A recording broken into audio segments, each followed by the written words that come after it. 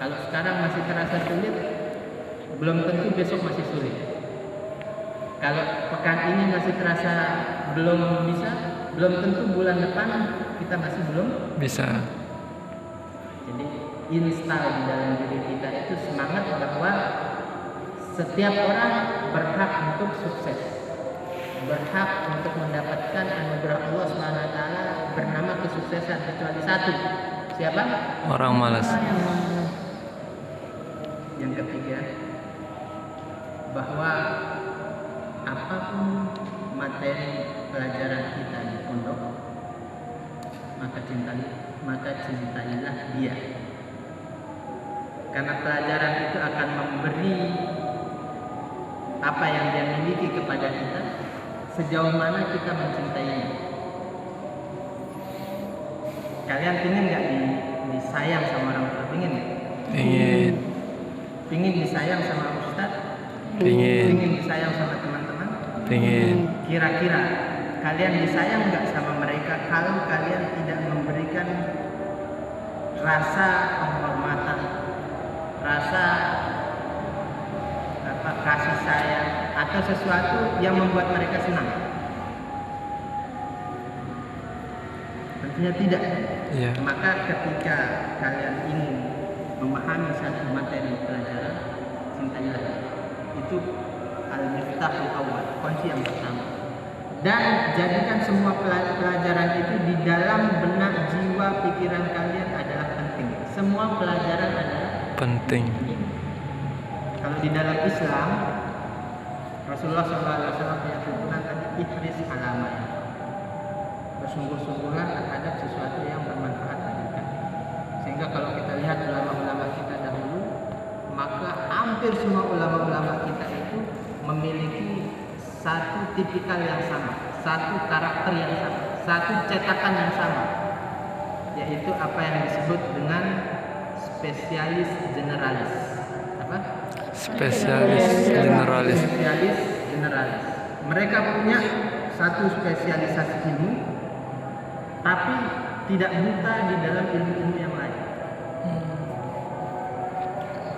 Jadi tidak ada istilahnya ulama kita misalkan dia ahli nahwu, tapi tidak tahu masalah fikih misalnya, atau dia adalah seorang ahli fikih tapi tidak tahu masalah sorof. Bahkan Imam Syafi'i misalnya, beliau adalah seorang ulama yang dikenal sebagai ahli apa? Ahli fikih, punya mazhab namanya madrasah. Dia membuat sebuah madrasah kemudian dinisbatkan kepada beliau karena keahlian beliau di dalam masalah fikih. Tapi ternyata Imam Syafi'i itu juga ahli di bidang tafsir. Ada tafsirnya, tafsir Imam Syafi'i.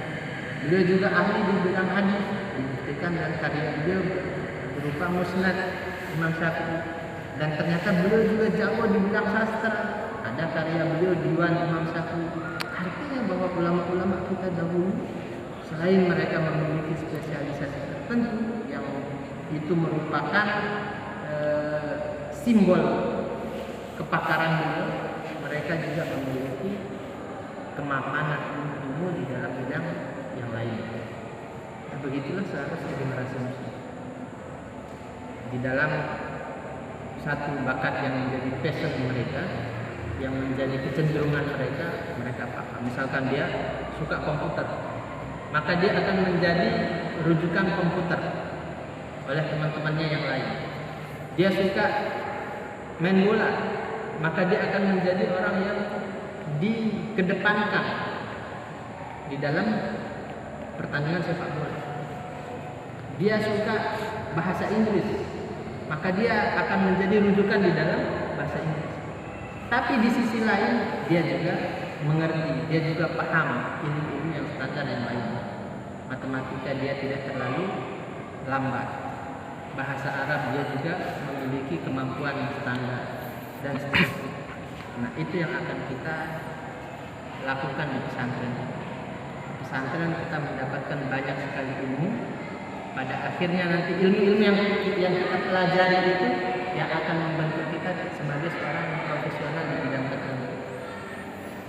Saya misalkan sebagai seorang penerjemah. Kira-kira bisa nggak saya menjadi seorang penerjemah kalau saya dahulu tidak tekun belajar bahasa Indonesia? Nggak bisa.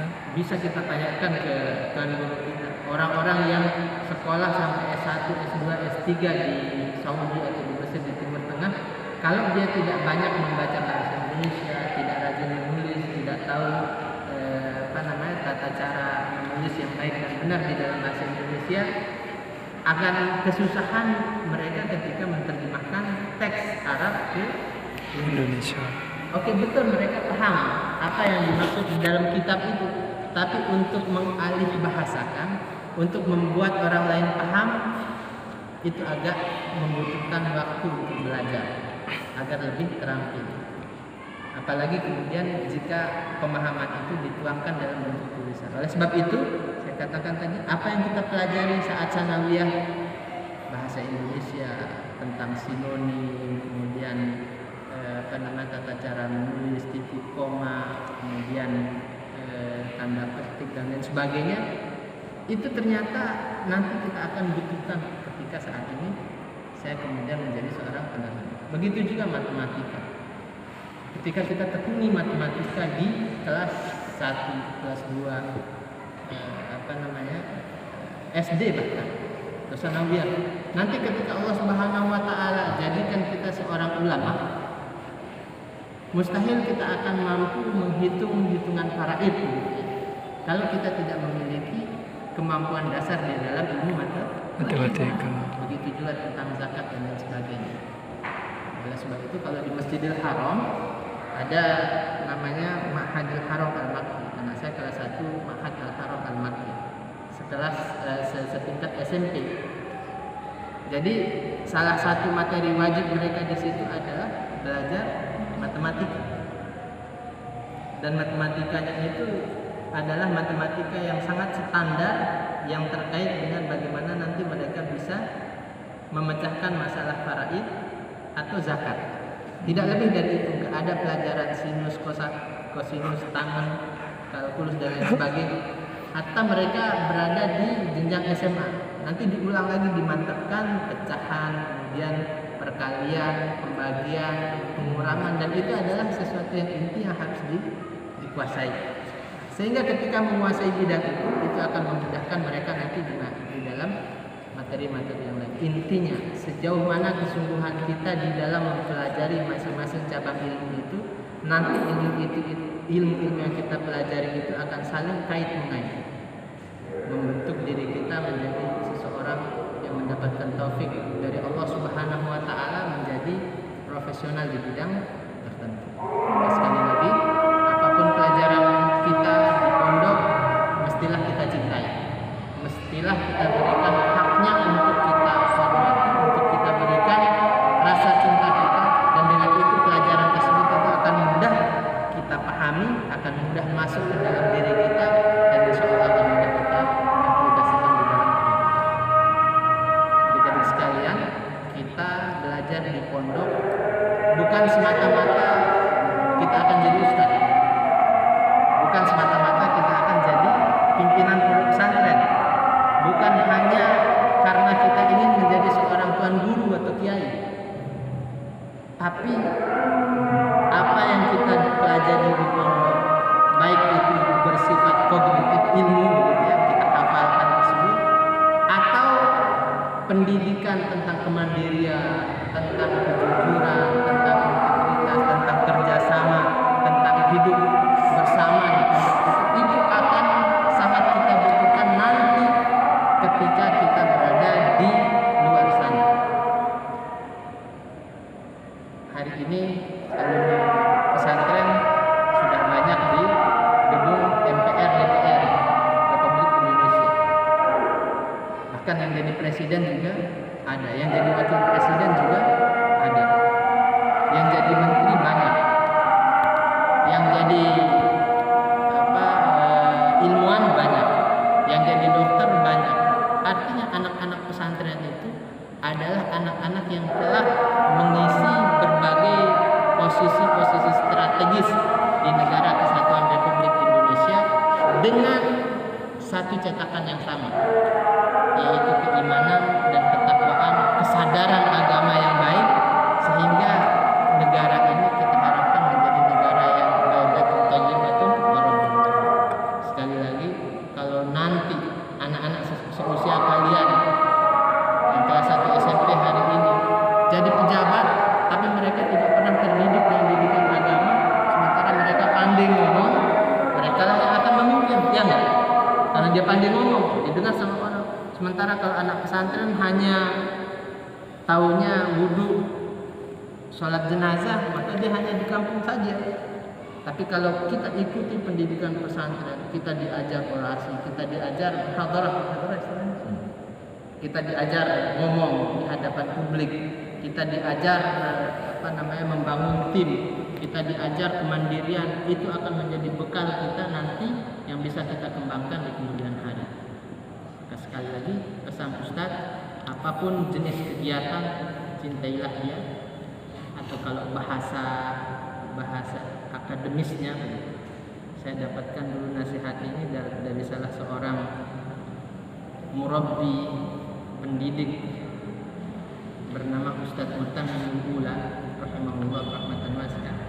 Ketika saya berkunjung ke rumah beliau mengatakan bahwa usia-usia kalian ini adalah usia untuk mengkapitalisasi semua kemampuan kalian, semua kecenderungan kalian. Artinya mengkapitalisasi itu berdayakan dia. Kalian suka nulis, teruslah menulis indah. Suka ngomong, kembangkan itu dalam bentuk retorika yang bagus. Suka bahasa Inggris, kembangkan itu. Suka komputer, kembangkan itu. Jangan biarkan dia stop. Itu maksudnya mengkapitalisasi itu. Ambil, berdayakan dia, pakai dia, kembangkan dia.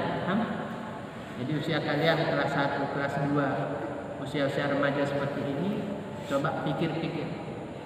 Menyendiri, pergi ke kebun kalau ada kebun, pergi ke tempat yang sepi, atau di dalam masjid di saat orang-orang nggak sedang ke masjid.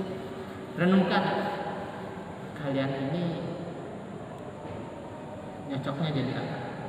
Saya ini kemampuan yang dominan saya apa? Mulai lihat satu persatu. Ternyata saya suka ngomong lebih dari teman yang lain. Berarti saya nyocok kalau akan jadi seorang orator.